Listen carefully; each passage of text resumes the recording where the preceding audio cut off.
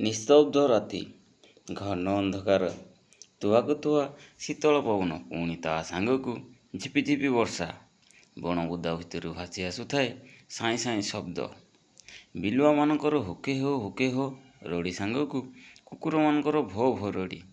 ତା ସାଙ୍ଗକୁ ଭୂତ ପିଶାଚମାନଙ୍କର ହିଁ ହୋ ଅଟ୍ଟହାସ୍ୟ। କିନ୍ତୁ ରାଜା ବିକ୍ରମାଦିତ୍ୟ ଏସବୁକୁ ତିଳେ ମାତ୍ର ଭୟ ନ କରି, ବିଚଳିତ ନ ହୋଇ ପୁନର୍ବାର ସେହି ପ୍ରାଚୀନ ବୃକ୍ଷ ପାଖକୁ ଲେଉଟି ଗଲେ ଏବଂ ବୃକ୍ଷ ଆରୋହଣ ପୂର୍ବକ ଶବଟିକୁ କାଢ଼ି ଆଣିଲେ। ସେ ତାକୁ କାନ୍ଧରେ ପକାଇ ମଶାଣି ଭୂଇଁକୁ ଅତିକ୍ରମ କରିବାକୁ ଆରମ୍ଭ କରିବା ମାତ୍ରେ ଶବସ୍ଥିତ ବେତାଳ କହି ଉଠିଲା, ରାଜନ୍, ଏହା ମୋତେ ଜଣାଅଛି ଯେ ତୁମ୍ଭର ତଥା ତୁମ୍ଭ ରାଜ୍ୟର କୌଣସି ଅଭାବ ଅସୁବିଧା ନାହିଁ। ତେବେ ମୋର ଧାରଣା ହୁଏ ଯେ ତୁମ୍ଭେ ନିଶ୍ଚିନ୍ତ ଭାବରେ କୌଣସି ଆକର୍ଷଣୀୟ ଯୁକ୍ତ ସୁନ୍ଦରୀ କନ୍ୟାର ଚିନ୍ତାରେ ଥାଇ ଏପରି କାର୍ଯ୍ୟ କରୁଅଛ। ତୁମ୍ଭକୁ ଏଥିରୁ ନିବୃତ୍ତ ହେବା ନିମନ୍ତେ ମୁଁ ତୁମକୁ ଗୋଟିଏ କାହାଣୀ କହୁଅଛି, ଯେଉଁ କାହାଣୀ ଶୁଣିଲେ ତୁମ୍ଭର ଗନ୍ତବ୍ୟ ପଥର ପରିବର୍ତ୍ତନ ହେବା ସହିତ ତୁମର ପଥଶ୍ରମ ଜନିତ କ୍ଳାନ୍ତ ବି ଲାଘବ ହେବ। ଏହା କହି ସେ ବେତାଳ କାହାଣୀଟି କହିବା ଆରମ୍ଭ କଲା। ମଗଧ ନାମକ ଏକ ପ୍ରସିଦ୍ଧ ରାଜ୍ୟ। ସେ ରାଜ୍ୟରେ ରାଜା ଥିଲେ ଜୟବର୍ମା। ତାଙ୍କର ଏକମାତ୍ର ପୁତ୍ର, ତାର ନାମ ମହେନ୍ଦ୍ର ବର୍ମା। ମହେନ୍ଦ୍ର ବର୍ମା ଅସ୍ତ୍ର ବିଦ୍ୟାରେ ଖୁବ୍ ଧୁରନ୍ଧର ଥିଲେ। ଅସ୍ତ୍ର ଚାଳନାରେ ସମ୍ଭବତଃ ତାଙ୍କ ସମକକ୍ଷ କେହି ବି ନଥିଲେ। ସ୍ୱଭାବରେ ସେ ଅତ୍ୟନ୍ତ ଶାନ୍ତ, ସରଳ ଓ ନମ୍ର ଥିଲେ। ରୂପରେ ମଧ୍ୟ ଯୁବରାଜ ମହେନ୍ଦ୍ର ଅତ୍ୟନ୍ତ ସୁନ୍ଦର ଥିଲେ। ତେଣୁ ରୂପ ଗୁଣରେ ପରିପୂର୍ଣ୍ଣ ଥିବା ରାଜକୁମାର ମହେନ୍ଦ୍ର ବର୍ମାଙ୍କୁ ବିଭିନ୍ନ ରାଜ୍ୟର ରାଜାମାନେ ନିଜର କନ୍ୟା ସମର୍ପଣ କରିବାକୁ ଆଗ୍ରହ ପ୍ରକାଶ କରୁଥାନ୍ତି। ସେ ସମୟରେ ସେ ରାଜ୍ୟର ରାଜପ୍ରାସାଦରେ ଜଣେ ଚିତ୍ରକର ଥିଲେ। ସେ ମଧ୍ୟ ଯୁବକ ଥିବାରୁ ଯୁବରାଜ ମହେନ୍ଦ୍ରଙ୍କ ସହିତ ସେ ଚିତ୍ରକରଙ୍କର ବନ୍ଧୁତ୍ୱ ଅତି ନିବିଡ଼ ଥିଲା। ଏପରି ଏକ ସମୟ ଆସି ଉପଗତ ହେଲା ଯେ ସ୍ୱୟଂ ଯୁବରାଜ ନିଜ ତରଫରୁ ବନ୍ଧୁଙ୍କର ଚିତ୍ରଶାଳାରେ ଯାଇ ପହଞ୍ଚିଗଲେ। ସେ ସମୟରେ ସେ ଚିତ୍ରକର ଯୁବକ ଜଣକ ଏକ ସୁନ୍ଦରୀ କନ୍ୟାର ଚିତ୍ରରେ ରଙ୍ଗ ଦେବାରେ ବ୍ୟସ୍ତ ଥିଲେ।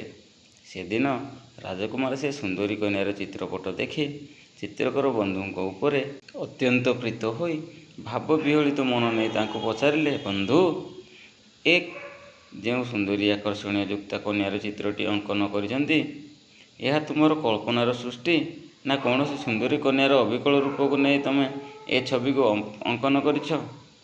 ତେଣୁ ସେ ଚିତ୍ରକର ବନ୍ଧୁ ଶୁଭେନ୍ଦୁ ଅଳ୍ପ ହସି କହିଲେ, ଦେଖ ଯୁବରାଜ, ଏ ଚିତ୍ରପଟଟି କେବେ ବି କାଳ୍ପନିକ ନୁହେଁ କି ମୁଁ ମୋ ମନ ମଧ୍ୟରୁ ୟାକୁ ସୃଷ୍ଟି କରିନାହିଁ।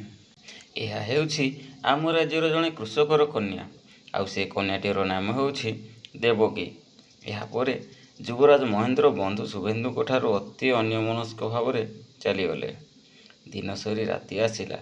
ଯୁବରାଜଙ୍କୁ ରତ୍ନ ପଲଙ୍କରେ ଆଉ ନିଦ ନାହିଁ। ସେ ଚିନ୍ତା କଲେ, ତାଙ୍କ ରାଜ୍ୟରେ ପୁଣି ଜଣେ କୃଷକର କନ୍ୟା ଏତେ ଆକର୍ଷଣୀୟ ଯୁକ୍ତା, ସିରି, ସୌରଭା ଓ ସୁନ୍ଦରୀ କନ୍ୟା ଅଛି, ଅଥଚ ସେ ତାହା କିପରି ଜାଣିନାହାନ୍ତି। ଏପରି ଭାବରେ ଉବୁଟୁବୁ ହୋଇ ରାଜକୁମାର ବିଳମ୍ବିତ ରାତିରେ ନିଦ୍ରା ଗଲେ। ସେହି ନିଦ୍ରା ଅବସ୍ଥାରେ ସେ ଦେଖିଲେ ଗୋଟିଏ ଅଦ୍ଭୁତ ସ୍ୱପ୍ନ। ସେହି ସ୍ୱପ୍ନଟି ହେଉଛି ଜଣେ ତାନ୍ତ୍ରିକର କଣ୍ଠ ଦେଶରେ ତାର ରୁଦ୍ରାକ୍ଷ ମାଳ ଓ ରତ୍ନ ଖଚିତ ଆଉ ଗୋଟିଏ ମାଳ। ହସ୍ତରେ ମନ୍ତ୍ରଦଣ୍ଡ ସହିତ ସେ ଏକ ବ୍ୟାଘ୍ର ପୃଷ୍ଠରେ ବସି ଅଛି ଓ ତାହାର ସମ୍ମୁଖ ଭାଗରେ ଜଣେ ଅପୂର୍ବ ସୁନ୍ଦରୀ କନ୍ୟା। ତାପରେ ସେ ଦେଖିଲେ ବ୍ୟାଘ୍ରଟି ଧୀରେ ଧୀରେ ଆଗକୁ ଚାଲନ୍ତେ ରାଜକୁମାର ମଧ୍ୟ ତାଙ୍କର ପଥ ଅନୁସରଣ କରି ତାଙ୍କ ପଛେ ପଛେ ଚାଲିଲେ। ଏହାପରେ ସେ ବ୍ୟାଘ୍ରଟି ଏକ ବଡ଼ ଗୁମ୍ଫା ମଧ୍ୟରେ ପ୍ରବେଶ କରିଲା। ସେ ଗୁମ୍ଫା ଦ୍ୱାର ଦେଶରେ ଅଛି ଏକ ବିରାଟ ବଟବୃକ୍ଷ। ଏହାପରେ ଯୁବରାଜ ମହେନ୍ଦ୍ର ବର୍ମାଙ୍କର ନିଦ ହଠାତ୍ ଭାଙ୍ଗିଗଲା। ସେତେବେଳକୁ ତ ରାତି ପାହି ଆସୁଥାଏ। ଆସନ୍ନ ପ୍ରଭାତ। ଯୁବରାଜ ନିଦ୍ରା ତ୍ୟାଗ କରି ରାଜନଅରର ବାହାରକୁ ଆସନ୍ତେ ସେ ଏକ ସମ୍ବାଦ ଶୁଣିଲେ ଯେ ବ୍ୟାଘ୍ରଦୀପ ନାମକ ଏକ ଦୁଷ୍ଟ ତାନ୍ତ୍ରିକ ଗତ ରାତିରେ ଦେବକୀକୁ ଅପହରଣ କରି ନେଇଛି। ସେ ଏପରି ଏକ ଭୟଙ୍କର ତାନ୍ତ୍ରିକ ଯେ ତା ସମ୍ମୁଖକୁ ଯାଇ ଦେବକୀକୁ ଉଦ୍ଧାର କରିବାର ସାହସ କାହାରି ବି ନାହିଁ। ଅବଶ୍ୟ ତାନ୍ତ୍ରିକ ତାର ବାହୁବଳରେ ଏତେ ଶକ୍ତିଶାଳୀ ହୋଇନଥିଲେ ମଧ୍ୟ ତାହାର ତନ୍ତ୍ରବିଦ୍ୟାର ବିଚକ୍ଷଣତା, ବଶୀକରଣ, ଉଚ୍ଚାଟନ ମନ୍ତ୍ର ଆଦିର ଦକ୍ଷତାରେ ସେ ସମସ୍ତ ଅସମ୍ଭବକୁ ସମ୍ଭବ କରିପାରେ। ଏକଥା ଜାଣିବା ପରେ ଯୁବରାଜ ମହେନ୍ଦ୍ର ବର୍ମା ଆଉ ଧୈର୍ଯ୍ୟ ଧରି ଜମା ରହିପାରିଲେ ନାହିଁ। ତାଙ୍କର ମନେ ହେଲା ଯେ ଗତ ରାତିରେ ସେ ଯେଉଁ ସ୍ୱପ୍ନ ଦେଖିଥିଲେ ସେ ସ୍ୱପ୍ନର କିଛି ନା କିଛି ସତ୍ୟତା ଏହିଠାରେ ରହିଥାଇପାରେ। ସେଥିପାଇଁ ଯୁବରାଜ ମହେନ୍ଦ୍ର ବର୍ମା ନିଜର ଅଶ୍ୱ ଉପରେ ବସି ସେ ପାହାଡ଼ିଆ ଅଞ୍ଚଳକୁ ଚାଲିଗଲେ। କିଛି ବାଟ ଅତିକ୍ରମ କରିବା ପରେ ଯୁବରାଜ ଆପଣା ସ୍ଥାନରେ ଯାଇ ପହଞ୍ଚିଗଲେ। ସେଠାରେ ବହୁ ସ୍ଥାନ ଖୋଜିବା ପରେ ସେ ସ୍ୱପ୍ନରେ ଦେଖିଥିବା ଅଞ୍ଚଳ ଉପରେ ଦୃଷ୍ଟିପାତ କଲେ। ସେହିପରି ଗୁମ୍ଫା ସମ୍ମୁଖରେ ବଟବୃକ୍ଷ।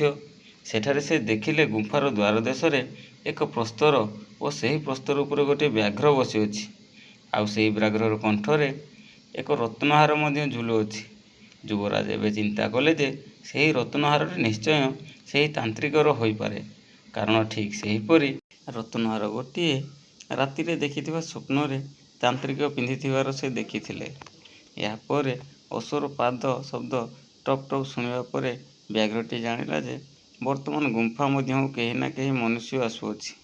ସେଥିପାଇଁ ବ୍ୟାଘ୍ର ଯୋଜନା ପ୍ରସ୍ତୁତ କରିବା ସମୟରେ ଯୁବରାଜ ମହେନ୍ଦ୍ର ବର୍ମାଙ୍କର ଶରାଘାତରେ ସେ ବ୍ୟାଘ୍ରଟି ନିଜେ ପ୍ରାଣ ହରାଇଲା।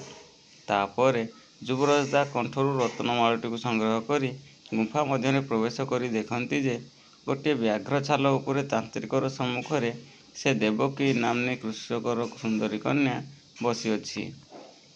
ତାନ୍ତ୍ରିକ ବ୍ୟାଘ୍ରଦୀପ କହୁଛି, ଦେଖ ଦେବକୀ, ମୁଁ ମୋର ରତ୍ନହାର ଦ୍ୱାରା ଅସାଧ୍ୟକୁ ମଧ୍ୟ ସାଧନ କରିପାରିବି। କିନ୍ତୁ ସେହି ରତ୍ନହାରର ସାହାଯ୍ୟ ନେଇ ମୁଁ ତୁମକୁ ନିଜର କରିବାର ଉଦ୍ଦେଶ୍ୟ ମୋଟେ ରଖିନାହିଁ। ସେଇଥିପାଇଁ ତ ମୁଁ ମୋର ରତ୍ନହାରଟିକୁ ଗୁମ୍ଫାର ଦ୍ୱାରଦେଶରେ ଥିବା ବ୍ୟାଘ୍ରର କଣ୍ଠରେ ପକାଇ ତୁମ ସହିତ ଏ ସ୍ଥାନକୁ ଆସିଅଛି। ତୁମର ଜାଣି ରଖିବା ଉଚିତ ଯେ ସେହି ରତ୍ନହାରଟି ମୋ ନିକଟରେ ଥିବା ପର୍ଯ୍ୟନ୍ତ ମୁଁ ଦୁର୍ଦ୍ଦାନ୍ତ ଭୀଷଣ ମଣିଷ ଭାବରେ ଗଣନା ହୋଇଥାଏ।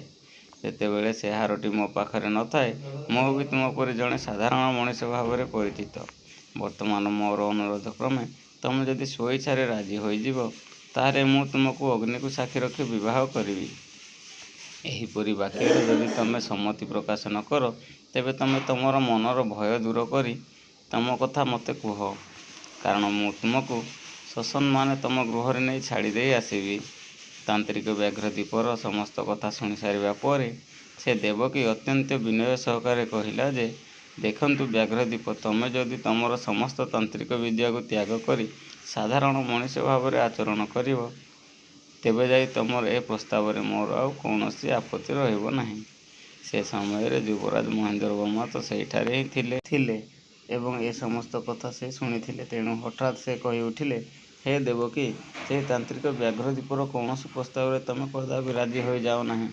ଏତେ ଶୀଘ୍ର ତମେ ତମର ଶେଷ ନିଷ୍ପତ୍ତି ନେଇଯାଅ ନାହିଁ। ଅପେକ୍ଷା କର, କାରଣ ତୁମ ପାଇଁ ଏକ ସୁବର୍ଣ୍ଣ ସୁଯୋଗ ଅଛି।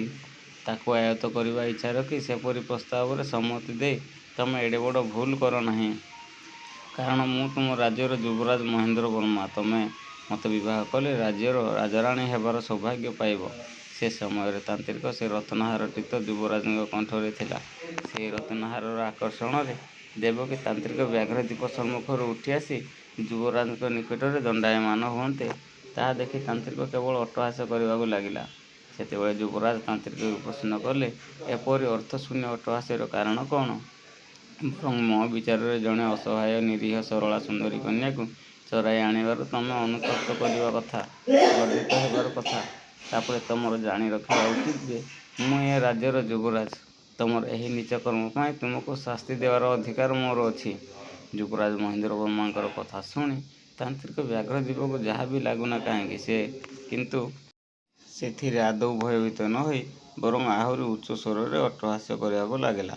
ଏହା ମଧ୍ୟରେ ସେହି ରତ୍ନହାରଟି ନିମନ୍ତେ କିଛି ଦୁର୍ବଳତା ପ୍ରକାଶ ପାଇବା ପାଇଁ ମନେ ହେଲା, କାରଣ ଯୁବରାଜ ମହେନ୍ଦ୍ର ବର୍ମା ସଙ୍ଗେ ସଙ୍ଗେ ରତ୍ନହାରଟିକୁ ସମ୍ମୁଖସ୍ଥ ପଥର ଉପରେ କଚାଡ଼ି ଦେଲେ। ଯୁବରାଜ ଯେତେବେଳେ ସେ ରତ୍ନହାରଟିକୁ ପଥର ଉପରେ କଚାଡ଼ି ଦେଲେ, ସେତେବେଳେ ଦେବକୀର ଭାବାବେଶ ଅନ୍ୟ ପ୍ରକାର ହୋଇପଡ଼ିଲା। ସଙ୍ଗେ ସଙ୍ଗେ ଯୁବରାଜଙ୍କୁ ଚାହିଁ ସେ ଦେବକୀ କହିଲା, ତମେ କିଏ? ମୁଁ କାହିଁକି ତୁମ ସମ୍ମୁଖରେ ଠିଆ ହୋଇଛି? ଦେବକୀ ତୁଣ୍ଡରୁ ଏ ବାକ୍ୟ ଶୁଣିବା ମାତ୍ରେ ଯୁବରାଜ କହିଲେ, ହେ ତାନ୍ତ୍ରିକ ବ୍ୟାଘ୍ରଦୀପ, ଏବେ ମୁଁ ଜାଣିଛି ଯେ ତମେ ହିଁ ଏ ସୁନ୍ଦରୀ କନ୍ୟା ଦେବକୀର ଉପଯୁକ୍ତ ପାତ୍ର ଅଟ। ଯୁବରାଜଙ୍କର ଏପରି ଆଚରଣ କରିବା ପରେ ସେ ତାନ୍ତ୍ରିକ ଜଣକ ଖୁବ୍ ଆଶ୍ଚର୍ଯ୍ୟ ହୋଇଯାଇଥିଲା। ମନେ ମନେ ଯୁବରାଜଙ୍କୁ ବହୁତ ଭାବରେ ପ୍ରଶଂସା କରିବାକୁ ଲାଗିଲା ଆଉ କହିଲା, ତୁମ ପରି ବିଚାରବନ୍ତ ବିବେକୀ ରାଜପୁତ୍ର ମୁଁ କେଉଁଠାରେ ହେଲେ ବି ଦେଖି ନାହିଁ। ଜଣେ ସୁବିଚାରକ ଭାବରେ ମୁଁ ତୁମକୁ ଧନ୍ୟବାଦ ନ ଦେଇ ମୋଟେ ରହିପାରୁନାହିଁ। ମୁଁ ଆପଣଙ୍କୁ ଧନ୍ୟବାଦ ନ ଦେଲେ ସମ୍ଭବତଃ ଧନ୍ୟବାଦ ମୂଲ୍ୟବୋଧର ଅଭାବ ରହିଯିବ। କାହାଣୀଟିକୁ ଏହିଠାରେ ଶେଷ କରି ବେତାଳ ରାଜା ବିକ୍ରମାଦିତ୍ୟକୁ ପଚାରିଲା, ହେ ରାଜନ୍, ଏବେ ମୋ ପ୍ରଶ୍ନର ଉତ୍ତର ସଠିକ୍ ଭାବରେ ଦେଇ ନ ପାରିଲେ ତୁମ ସ୍କନ୍ଧରୁ ଶିରଚ୍ଛେଦ ହେବ।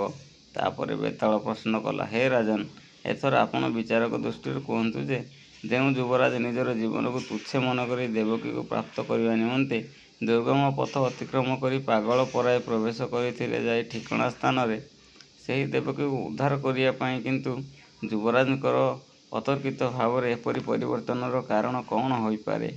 ଯୁବରାଜ କାହିଁକି କହିଲେ ଯେ ତାନ୍ତ୍ରିକ ସେ ଦେବକୀର ଉପଯୁକ୍ତ ପାତ୍ର? ବେତାଳ ପ୍ରଶ୍ନର ସଠିକ୍ ଉତ୍ତର ଦେବାକୁ ଯାଇ ରାଜା ତତ୍କ୍ଷଣାତ୍ କହିଲେ, ହେ ବେତାଳ, ତେବେ ତୁମ ପ୍ରଶ୍ନର ଉତ୍ତର ଶୁଣ। ଯୁବରାଜ ମହେନ୍ଦ୍ରବର୍ମା ଜଣେ ରାଜପୁତ୍ର। ତାଙ୍କ ନିକଟରେ ନ୍ୟାୟ ଅନ୍ୟାୟ ବିଚାର ଅବିଚାର ଜାଣିବାର ସାଧାରଣ ଜ୍ଞାନ ରହିଅଛି। କ'ଣ କରିବା ଉଚିତ କ'ଣ ନ କରିବା ଉଚିତ ଯୁବରାଜ ତାହା ଠିକ୍ ଜାଣିଛନ୍ତି। ଆଚରଣରୁ ଜାଣିହୁଏ କିଏ କାହାର ଶତ୍ରୁ ତ ପୁଣି କିଏ କାହାର ମିତ୍ର। ଯୁବରାଜଙ୍କ ଚିତ୍ତ ଆଉ ଚେତନା ଶକ୍ତି ଯଥେଷ୍ଟ ବେଶୀ। ଏଣୁ ସେ ଚିନ୍ତା କଲେ, ତାନ୍ତ୍ରିକ ଜଣକ ସ୍ୱଭାବରେ ଅତ୍ୟନ୍ତ ଦୁଷ୍ଟ, କପଟୀ ତଥା ମାୟାବୀ। ହେଲେ ବି ଦେବକୀକୁ ନିଜ ସହିତ ନିର୍ଜନ ଗୁମ୍ଫାରେ ଦୀର୍ଘ ସମୟ ପାଇଥିଲେ ମଧ୍ୟ ସେ ତାହାର ଦୁଷ୍ଟବୁଦ୍ଧିକୁ ପ୍ରୟୋଗ କରି ନ ଥିଲା। କି ସୁନ୍ଦରୀ ଯୁବତୀ ଦେବକୀଙ୍କ ପ୍ରତି ଅସତ୍ ବ୍ୟବହାର କରିବା ତ ଦୂରର କଥା, ଦେବକୀଙ୍କୁ ସେହି ଉଦ୍ଦେଶ୍ୟରେ ସ୍ପର୍ଶ ମଧ୍ୟ କରିନାହିଁ। ଏତଦ୍‌ବ୍ୟତୀତ ଦେବକୀକୁ ପାଇବା ଆଶା ରଖି ତାହାର ବାକ୍ୟ ରଖିବା ନିମନ୍ତେ ତାନ୍ତ୍ରିକ ନିଜର ସମସ୍ତ ବୁଦ୍ଧିକୁ ପରିତ୍ୟାଗ କରିବାକୁ ସଂକଳ୍ପବଦ୍ଧ ହୋଇସାରିଛି। ଆଉ ମଧ୍ୟ ଯୁବରାଜ ଜଣେ ଜ୍ଞାନୀ ଓ ଶୁଭବେଗୀ ବୋଲି ଆଗରୁ ଜାଣିଥିବାରୁ ସେ ସେତେବେଳେ ସେହି କଥାକୁ ମନକୁ ଆଣି ଆଶ୍ଚର୍ଯ୍ୟ ହୋଇ ଉଚ୍ଚ ଅଟ୍ଟହାସ୍ୟ କଲା। ଏହାକୁ ଯୁବରାଜ ଅତି ସହଜରେ ବୁଝି ଯାଇଥିଲେ। ଆଉ ମଧ୍ୟ ତାନ୍ତ୍ରିକର ରତ୍ନହାର ଅର୍ଥାତ୍ ତନ୍ତ୍ରର ପ୍ରଭାବ ଯେତେବେଳେ ନଷ୍ଟ ହୋଇଗଲା, ସେତେବେଳେ ଦେବକୀର ଆଚରଣରୁ ସେ ବୁଝିପାରିଥିଲେ ଯେ ମୁଁ ଯୁବରାଜ ହେଲେ ମଧ୍ୟ ସେହି ତାନ୍ତ୍ରିକଠାରୁ ହୀନ ଓ ପୁରୁଷ ଭାବରେ ମୋଠାରୁ ତାନ୍ତ୍ରିକ ଦେବକୀ ନିମନ୍ତେ ଉପଯୁକ୍ତ ପାତ୍ର। ଏଇଥିପାଇଁ ଯୁବରାଜ ପରିଶେଷରେ ଏହି ବିଚାର କରିବାକୁ ବାଧ୍ୟ ହୋଇଥିଲେ। ରାଜା ବିକ୍ରମାଦିତ୍ୟଙ୍କଠାରୁ ସଠିକ୍ ଉତ୍ତର ଶୁଣିବା ପାଇଁ ପାଇବା ପରେ ବେତାଳ ଆଉ କ୍ଷଣିକ ମଧ୍ୟ ରାଜାଙ୍କ ସ୍କନ୍ଧରେ ରହି ନ ପାରି ସ୍କନ୍ଧଚ୍ୟୁତ ହୋଇ ନିଜର ସ୍ଥାନକୁ ଫେରି ଯାଆନ୍ତେ ରାଜା ପୁନର୍ବାର ବେତାଳ ଚାଲିଯାଇଥିବା ମାର୍ଗରେ ଗମନ କରିବାକୁ ଲାଗିଲେ।